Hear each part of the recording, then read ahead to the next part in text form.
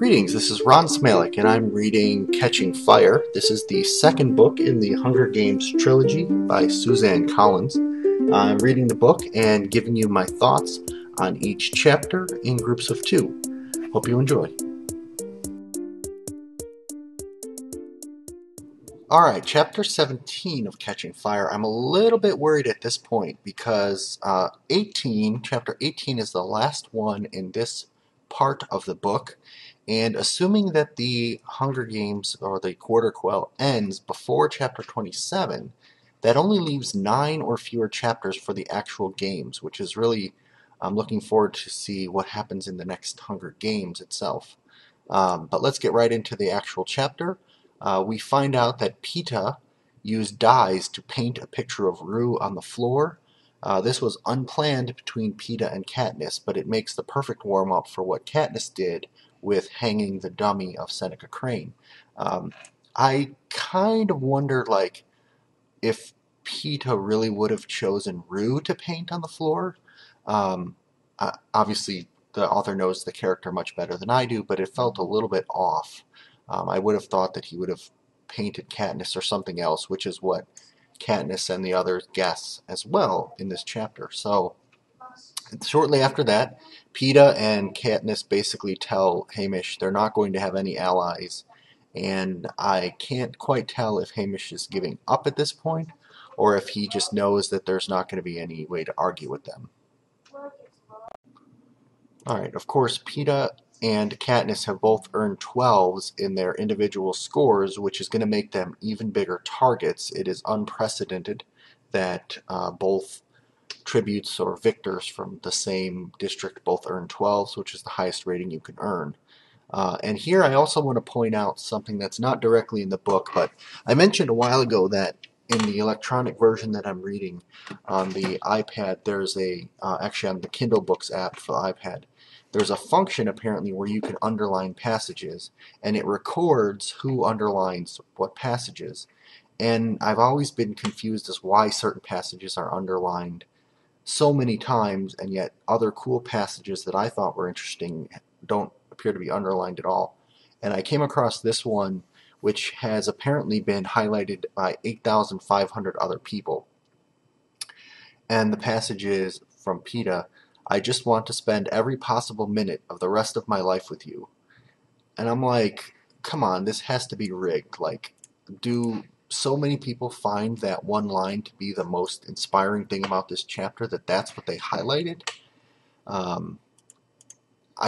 get what it's about, the romanticism, etc., but there's so many other passages. I just have this feeling that somebody's underlining these passages, and then everyone who clicks on it to wonder why this is underlined gets counted as another person underlining it, but whatever. Hopefully that's the last time I'll feel inspired to bring that up. Peeta and Katniss find out that their interview coaching has been canceled. So again here, I think part of this is making them appear self-reliant. Part of this is Haymitch not wanting to be responsible when they both get killed. But part of it is, I think, the way that these games are going to be played. The Capitol's just trying to mess with them as much as possible. So Cinna comes in, and he's having Katniss wear her wedding dress for the photo shoot. And she's like, my wedding's been called off because of the games, why would I wear this? And he says, well, everyone voted, and, a winner was chosen, so we don't want that to go to waste. The people who voted will feel put out by that. Now, this whole thing got a little bit suspicious for me, and it pretty quickly became apparent why. So this dress is heavier than she remembers it being, and he says that there have been slight alterations made because of lighting. He also tells Katniss, don't raise your arms above your head until you twirl, and you must twirl, and it has to be only at the right time. So obviously something's up. And now I thought, is he setting her up as this is going to kick off the big revolution, and this is going to be the symbol, and everyone's going to rise up, and there will be no games. So I was kind of really, the author did a really good job of building my personal tension in this chapter. When she does get up there on stage for her interview and finally does the twirl at that perfect moment, the dress basically combusts and burns away like a phoenix, and she's, I guess, reborn, or she appears as a mockingjay in a mockingjay-like dress. And again, I think the two costume effects in the movie, if they're pulled off, are going to be probably the highlights from a special effect perspective, at least of what's happened so far.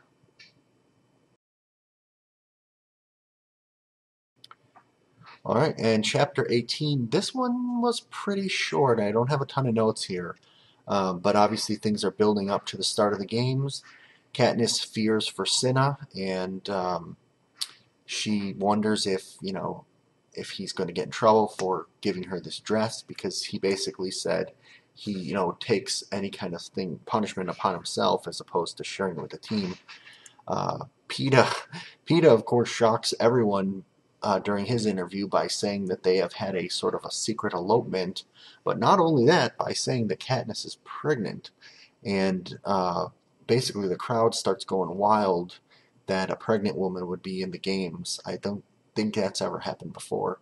And all of the victors, all 24 of them, are so inspired when she grabs PETA's hand and then she reaches out to the hand of the person next to her, who happens to be the one-armed guy.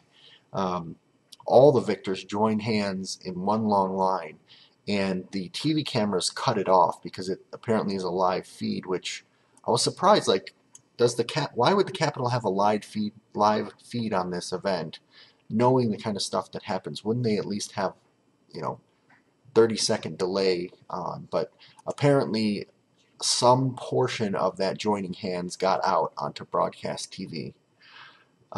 Here, Katniss is basically going into the games. She gets a new tracker put in.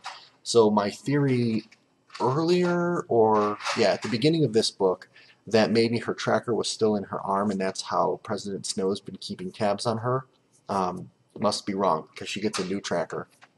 Or maybe she has two, but I guess they're never going to actually explain how he was keeping tabs on her at this point. She is locked in her tube, and she's waiting to be risen up into the games themselves, and she witnesses peacekeepers come in and beat Cinna.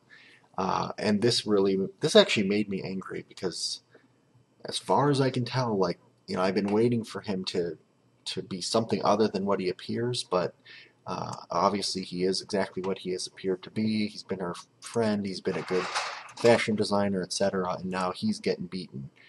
So that actually stirred some emotion in me.